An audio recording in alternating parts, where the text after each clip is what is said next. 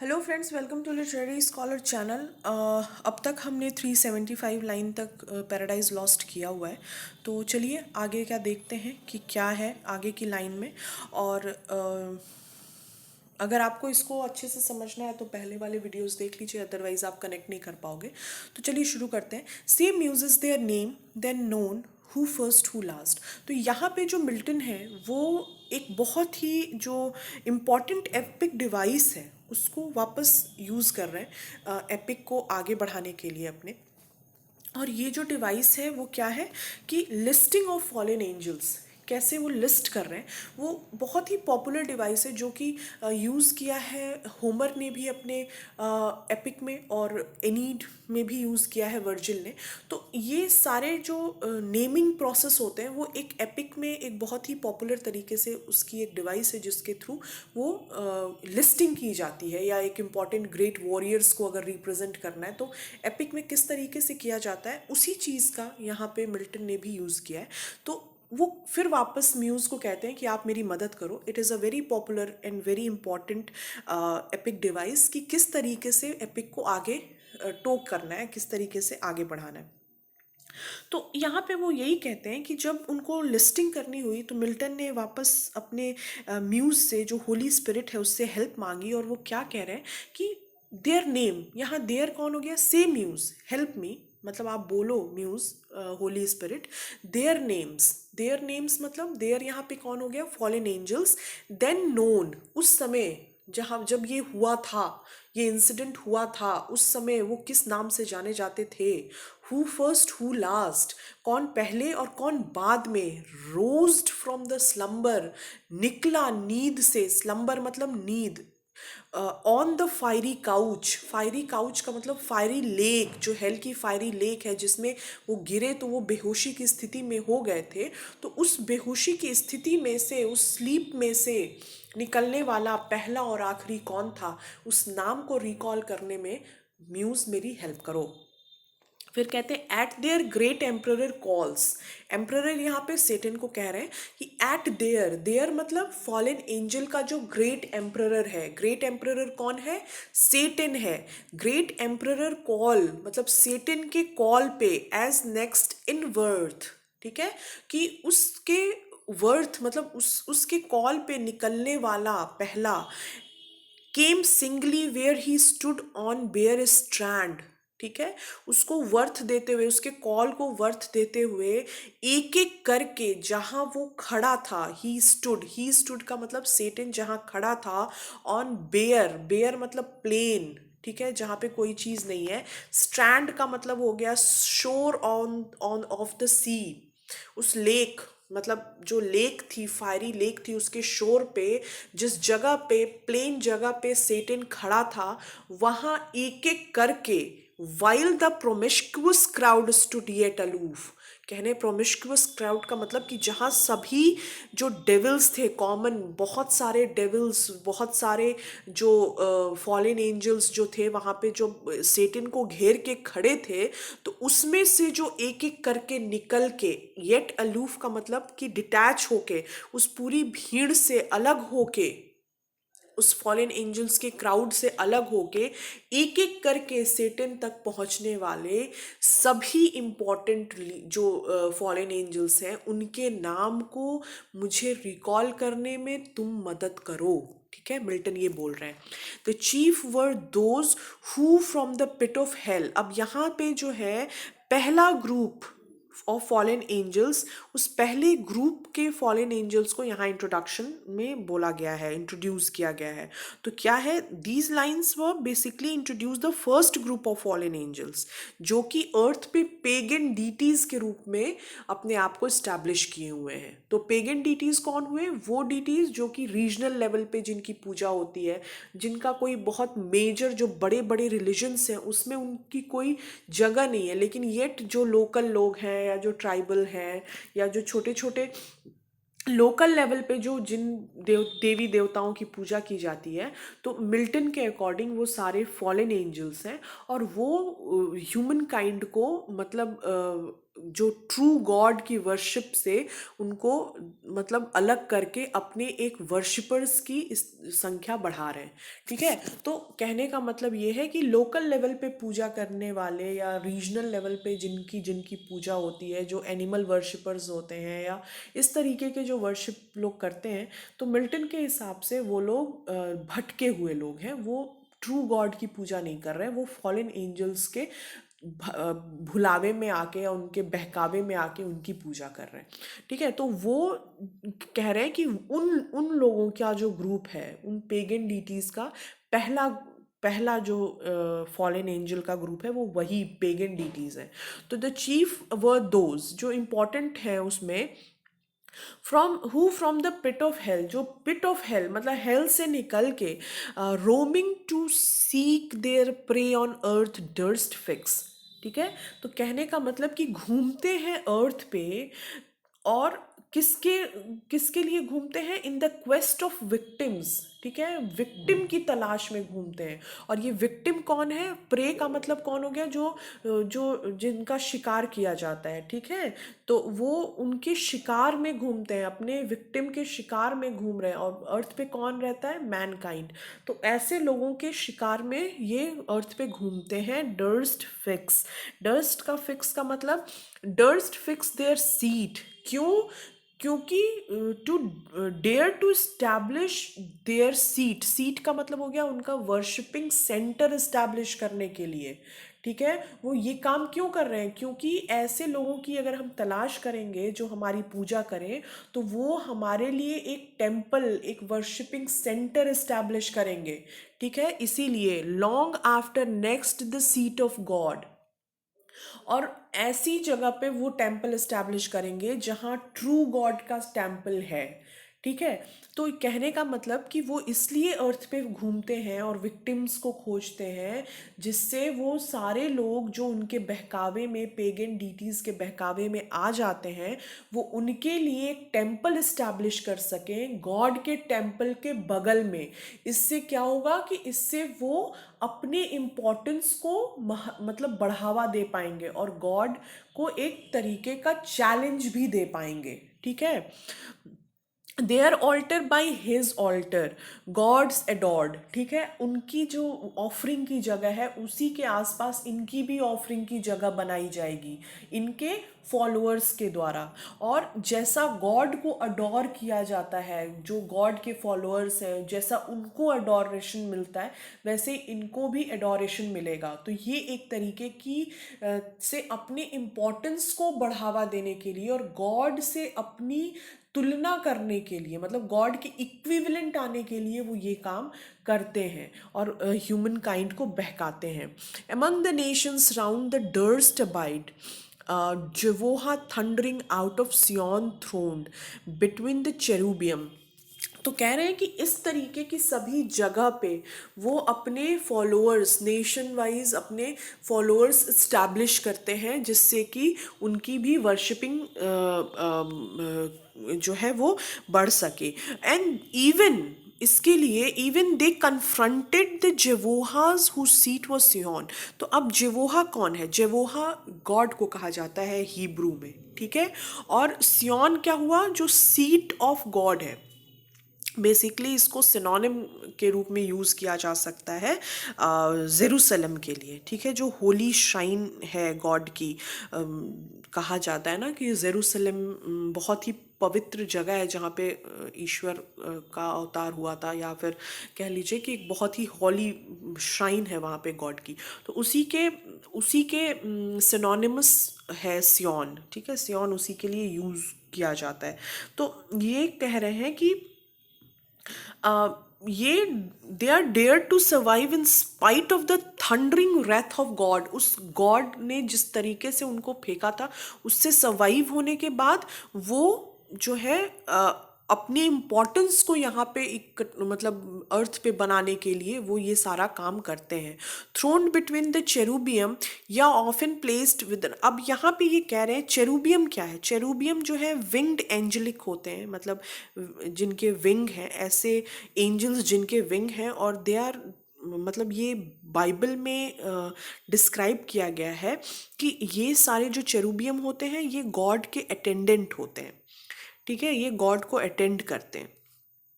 तो यहाँ पे ये कहने का इनका मतलब है कि ये सेम जिस तरीके से मतलब गॉड के चेरुबियम होंगे या गॉड के जो जो मतलब चीज़ें गॉड के साथ होती हैं वो सेम चीज़ें वो अपने साथ भी करवाते हैं, ठीक है। Throned between Jehovah thundering out of Sion, throned between the cherubim, ठीक है, या often placed within his. अब ये कहने का मतलब कि जैसे ही वो गॉड अपने गॉड की जो सीट के अगल बगल चेरुबियम होती हैं वैसे ही ये भी जो है अपने लिए उसमें जगह बनाते हैं, often placed within his sanctuary. और मतलब इंक्रोचमेंट करना, गॉड की टेरिटरी में इंक्रोच करना, मतलब कि यहाँ अगर गॉड के टेम्पल में उनकी वर्शिप हो रही है या चर्च में या जो भी उनकी जहाँ पे भी ट्रू गॉड की वर्शिपिंग हो रही है तो उस टेरिटरी में ये इंक्रोच करते हैं। कैसे करते हैं कि ऑफन या ऑफन मतलब चेरुबियम के रूप में कहीं कहीं इनकी वर्शिपिंग होती है, ठीक है, within his sanctuary. His का मतलब गॉड की सेंचुरी, गॉड जहाँ पे गॉड की वर्शिप हो रहा है इटसेल्फ, उस पर्टिकुलर जगह में भी, ठीक है, इन हीदन गॉड्स के आइडल्स का प्लेस करना, मतलब इनका ये जो पेगन डीटीज हैं उनके आइडल की वहाँ पे श्राइन बनाना इटसेल्फ, और हीदन राइट्स जो भी छोटे छोटे रिचुअल्स होते हैं their itself, their shrines abominations. Abomination का मतलब होता है आइडल वर्शिपिंग, ठीक है। तो गॉड के जो चैपल में या चर्च में या टेम्पल में जो आइडोलॉट्रीज होती हैं जो कि आइडल वर्शिप मना है बाइबल में, तो वो जहाँ जहाँ गॉड के टेम्पल में छोटे छोटे आइडल वर्शिप्स हो रहे हैं वहाँ पे वो सारा कहने का मतलब कि इनका इंक्रोचमेंट है गॉड की टेरिटरी में। His sanctuary itself their shrines, abominations, and with cursed things his holy rites and solemn feast profaned, and with their darkness just affront his light। तो सब मिला के कहने का ये मतलब हुआ कि ये जो हीदन गॉड्स हैं ये श्राइन्स में भी अपने आप को जगह दिला देते हैं, गॉड के श्राइन्स में अपनी जगह दिलाते हैं, पेगन आइडल्स बन जाते हैं, इनके इनके राइट्स होते हैं, इनके सेरेमनीज होते हैं। ये क्यों हो रहा है? सो दैट कि दे ये सारी चीज़ें हिज सीट, मतलब जो गॉड की सीट है जो कि फ्लैंक्ड बाई चेरुबियम विद आर्क्ड विंग्स, ये सभी चीज़ों को रिचुअल्स और पेगन डीटीज़ के रिचुअल्स से ढकने की कोशिश की जाती है जिससे कि जो ट्रू गॉड है उनके वर्शिप को रिप्लेस्ड किया जाए विद पेगन डीटीज वर्शिप, ठीक है। तो सबसे ये सभी चीज़ कहने का एक ही यहाँ पे मतलब है कि वो चाहते नहीं हैं कि जो होली श्राइन है या गॉड की होली श्राइन है वहाँ पे गॉड की वर्शिप हो। वो चाहते हैं कि ये ह्यूमन काइंड को भरमा के फुसला के उन जगहों पे भी जहाँ पे ट्रू गॉड की वर्शिपिंग हो रही है वहाँ पे उनकी श्राइन बनाई जाए, उनके रिचुअल्स किए जाए, उनकी आइडल वर्शिप की जाए। और ये ऐसा करने से क्या होगा कि ये सारी सेरेमनीज राइट्स और श्राइन्स जहाँ पे आइडल वर्शिप वगैरह हो रही है तो ये रिप्लेस कर देगी धीरे धीरे ट्रू गॉड के वर्शिप को, ठीक है। धीरे धीरे बहुत ज़्यादा लोग बहुत बड़ी संख्या में इनके वर्शिपर्स, इनके फॉलोअर्स हो जाएंगे। और फिर विद देयर डार्कनेस, जो उनकी जो अंधकार जो लेके वो आए हैं वो गॉड के लाइट के आगे, ठीक है, बहुत ही क्या कहा जाए मजबूती से वो उसको ऑल्टर कर सकें, ठीक है।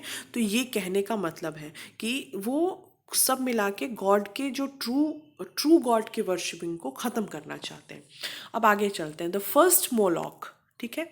अब जो पहला निकल के आता है first Moloch, horrid king besmeared with blood of human sacrifice and parents' tears, though of the noise of drum and timbrels loud, their children's cry unheard that passed through fire to his grim idol. तो अब यहाँ पे कहने का मतलब हुआ कि जो पहला नाम निकल के आता है, द फर्स्ट नेम, या आप कह लो the first among the pagan deities, कौन है, वॉज मोलॉक। ठीक है, मोलॉक जो है वो first among the pagan deities है, जिसका डिस्क्रिप्शन मिल्टन ने इसमें दिया है। तो अब यहाँ पे ये कौन है मोलॉक? मोलॉक के बारे में कहा जाता है कि ये जो पेगन डीटी है ये ह्यूमन सेक्रीफाइस लेता है। ठीक है, द मोलॉक हॉरिड किंग, ठीक है, besmeared with blood of human sacrifice. Besmeared का मतलब हो गया लथपथ, या फिर आप कह लो कि खून से सना हुआ। ठीक है, जो स्टिकी पोर्शन होता है, या कवर विद ग्रीसी और स्टिकी सब्सटेंस। तो क्या हुआ कि यहाँ पे जो पहला पेगन डीटी है उसका नाम मोलॉक है। वो एक बहुत ही हॉरिड किंग है, मतलब डरावना किंग है। और वो क्या है, बिस्मेयर्ड, वो विद ब्लड, वो उसके वो ऑफरिंग में क्या लेता है, ह्यूमन सेक्रीफाइस लेता है, और वो पूरा ब्लड में सना हुआ ह्यूमन सेक्रीफाइस उसको ऑफर किया जाता है। स्पेशली बच्चों की सेक्रीफाइस इसको दी जाती है। And parents tear though for the noise of drums and timbrels loud. तो यहाँ कहने का मतलब ये है कि इसको गॉड ऑफ क्रूएलिटी कहा जाता है।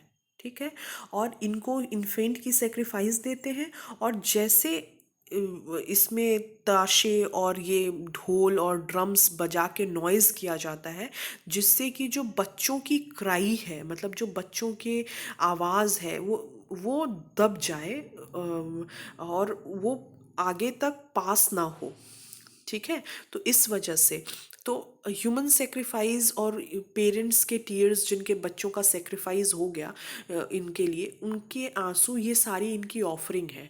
और इसकी जो वर्शिप होती है वो ड्रम्स बजते हैं, ट्रिम्बल्स लाउड होते हैं, और जो बच्चों की क्राई होती है, मतलब बच्चों का जो तकलीफ होता है, क्योंकि जब उनको आप सेक्रीफाइस करोगे तो जाहिर सी बात है, उनको इन्फेंट सेक्रीफाइस में बच्चों के नॉइज़ बहुत लाउड होते हैं ना।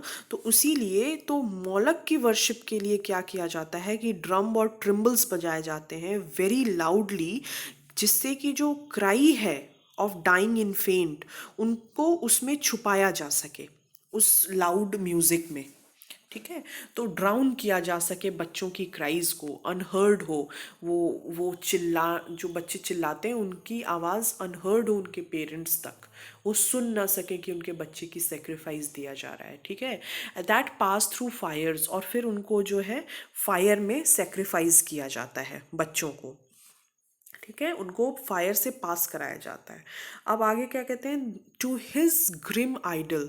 अब उनका जो ग्रिम आइडल है, ठीक है, ग्रिम आइडल का मतलब टेरिबल, जो भयानक जो उसकी मूर्ति है, वो मोलॉक को कहते हैं कि आधा उसका जो सिर होता है वो काफ, जो बछड़ा होता है ना, मतलब गाय का जो बछड़ा होता है उसका सिर होता है, और ह्यूमन मतलब वो होता है। तो देखने में वो उसकी जो आइडल है वो बहुत ही टेरिबल दिखती है, बहुत ही भयानक दिखती है।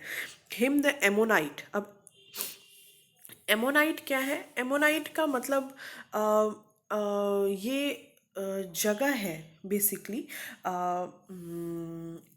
वेट, हाँ, एमोनाइट जो है वो एक तरीके से एक जगह जगह कही जाती है, जो कि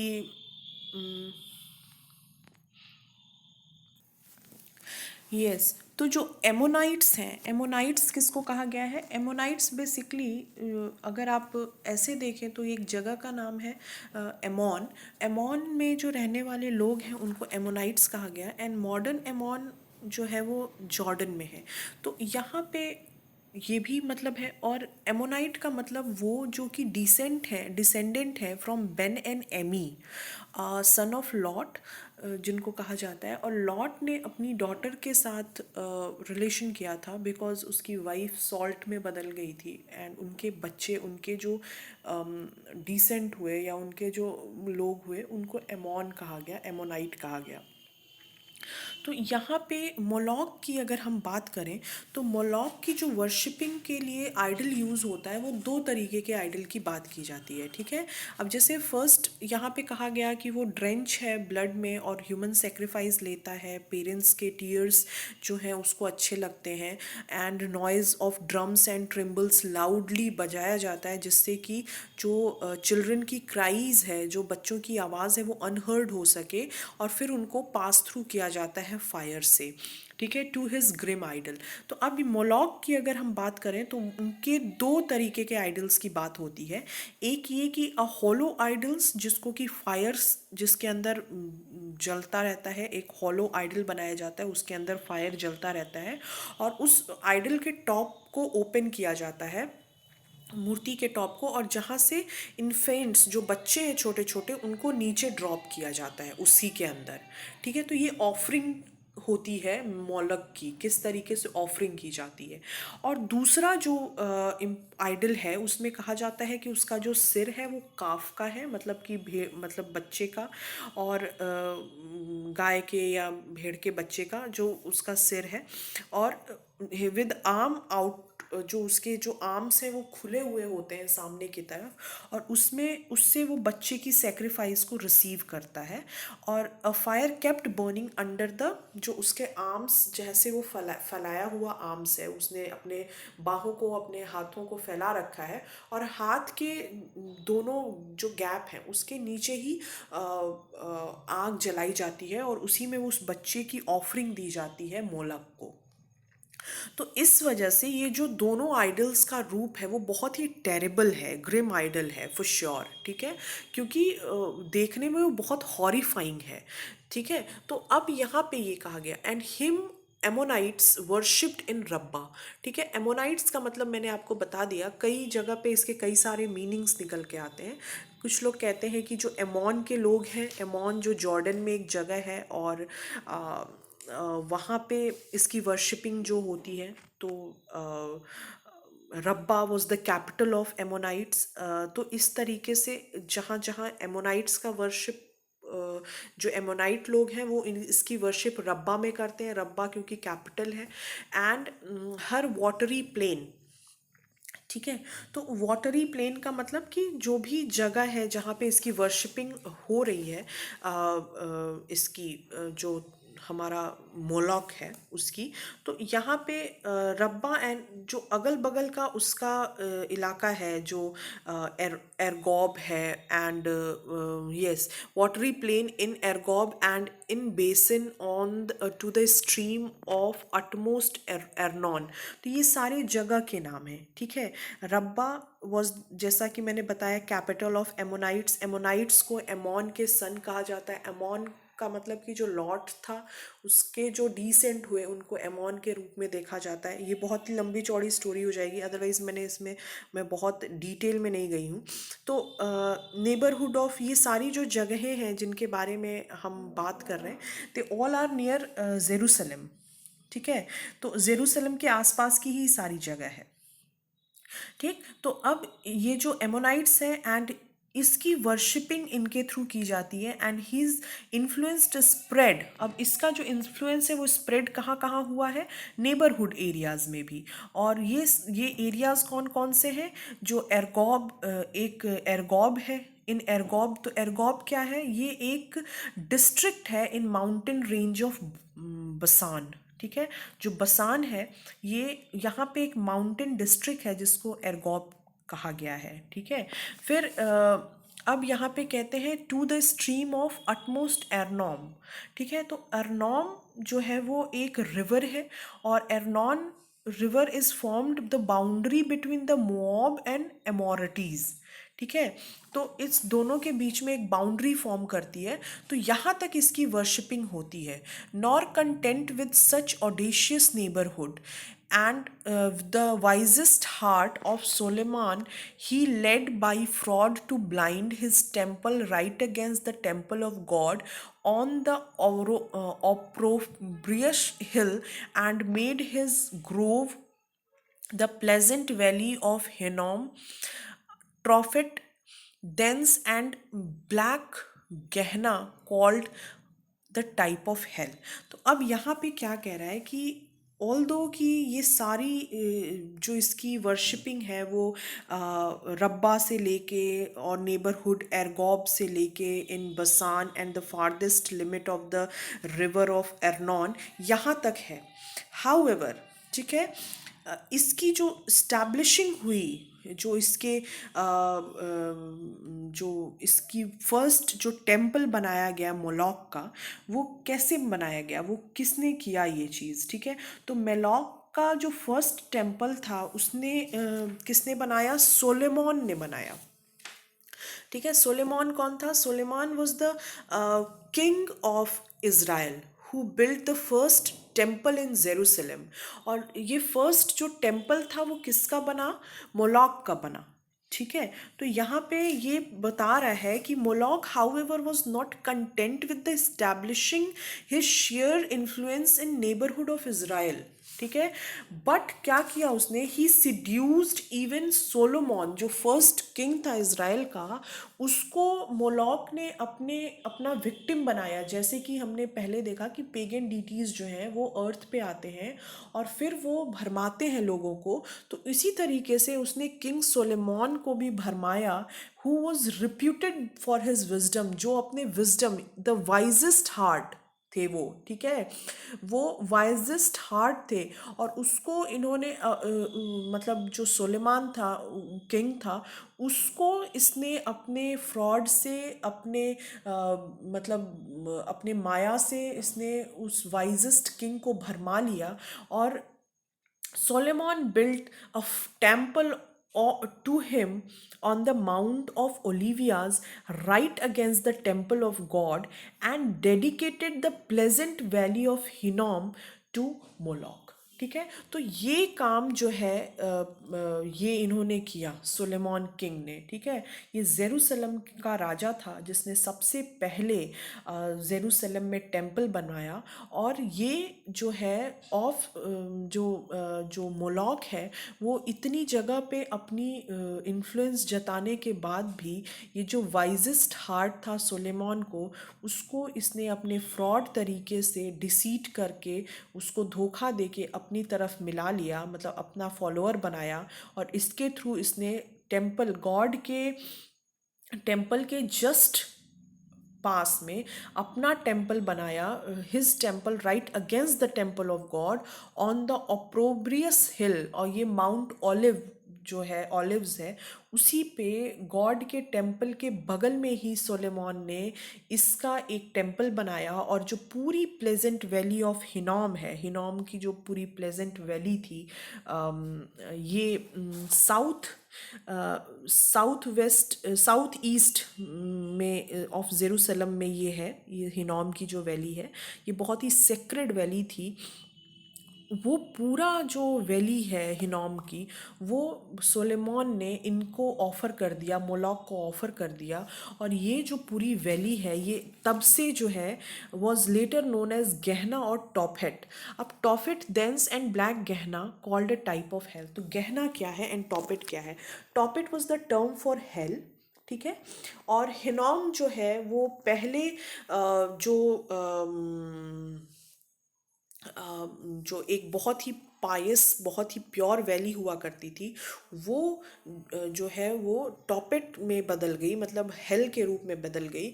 और गहना जो है, गहना वर्ड जो है ओल्ड टेस्टामेंट में आता है। It is known as a place where childrens was sacrifice to false god Molech. तो गहना जो ऐसी जगह है जो ओल्ड टेस्टामेंट में कही जाती है कि यहाँ पे बच्चों की सेक्रीफाइस होती है मोलक के लिए। और ये एक तरीके का हेल ही होता है गहना, गहने का मतलब ही हेल हो गया। तो यहाँ पे सब मिला के, अभी हाल ही में इस पे एक मूवी भी आई थी गहना करके, राइट? आप होप सो कि आपने देखी हो। तो ये जो है, ये पूरा जो बात कही गई, ये मोलॉक के बारे में कही गई। आई होप कि आपको ये पूरा पूरा एक्सप्लेनेशन क्लियर हुआ होगा। अगर नहीं क्लियर हुआ है तो प्लीज़ आप मुझे ज़रूर लिख के बताएं, मैं कोशिश करूँगी कि वो पूरी लाइन में क्लियर कर सकूँ। Till then take care of yourself. आगे की लाइन हम पढ़ते हैं, नेक्स्ट एक्सप्लेनेशन जब आएगा तब उसमें देखेंगे। और अपना ख्याल रखिए, stay blessed. Thank you for watching this video.